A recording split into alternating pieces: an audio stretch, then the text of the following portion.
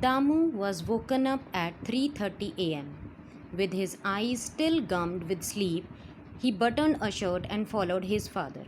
There was no point in protesting, no point in pretending to be dead and hoping that they would leave him and go. Damu को उस दिन 3:30 AM सुबह सुबह उठा दिया गया.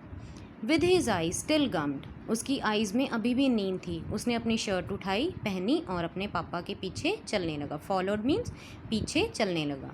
There was no point in protesting, अभी protest करने का या नो बोलने का कोई भी पॉइंट नहीं था.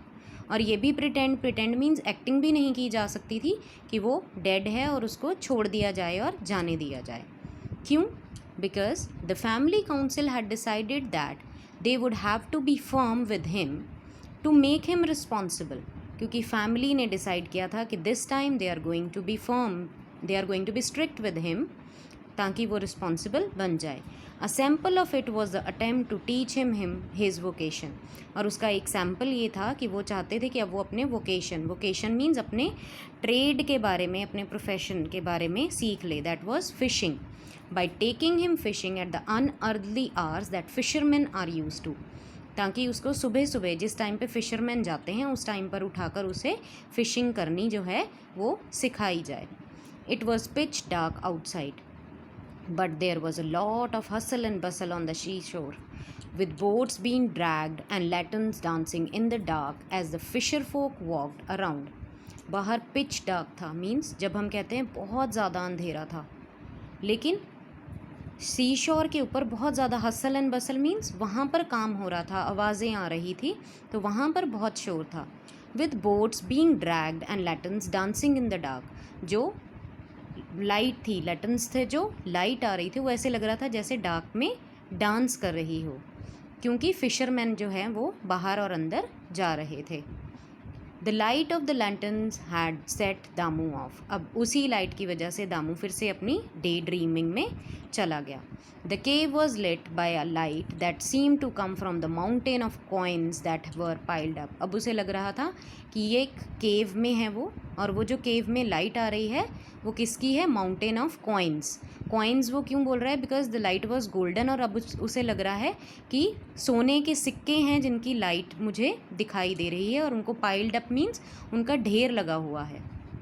The coins threw a sharp light of their own that touched the ceiling of the huge cave. उसे लगा ये जो कॉइन्स की लाइट है उसकी वजह से ही ये जो गुफा है इसके अंदर रोशनी है, और वो रोशनी सीलिंग पर जाकर, छत पर जाकर उस बड़ी सी गुफा के छत पर लग रही है. Damu discarded his lantern. There was no need for light here. Moreover, he needed both hands to shovel in as much gold as he could into. A sharp poke on his head and he was back on the shore. और उसके बाद क्या हुआ? उसने अपनी lantern छोड़ दी. उसे लगा मुझे नहीं चाहिए, अभी मुझे लाइट की कोई ज़रूरत नहीं है, because there was so much golden light in the cave. और उसे लगता था कि मुझे अपने दोनों हाथ चाहिए कॉइन्स इकट्ठे करने के लिए. तो उसने shovel means it's an instrument, basically एक इंस्ट्रूमेंट होता है, लेकिन यहाँ पर इसका मतलब है गैदर, इकट्ठा करना. उसने सोचा दोनों हाथ खाली रखूँगा तो बहुत सारे कॉइन्स जो है मैं इकट्ठे करके अपने घर ले जाऊँगा. A sharp pock on his head and he was back on the shore. और एकदम से उसके पीछे से किसी ने उसको पुश किया, उसको पिंच किया, और उससे क्या हुआ? पोक हुआ उसके हेड पे, तो वो एकदम से अपने ड्रीम से वापस शोर में पर आ गया. Help your father push the boat said Sudhakaran. Sudhakaran ने बोला हेल्प करो अपने पापा की ताकि वो बोट को पुश कर सकें. Damu was happy to see नौशादपन on the boat. Anyone better than these two bad tempered man. अब उसने देखा कि उस बोट में नौशादपन भी हैं. वो खुश हुआ उन्हें देख कर कि थैंक गॉड, ये दो गुस्से वाले जो आदमी मेरे साथ बैठे थे उनके साथ एक अच्छे अंकल भी बैठे हैं.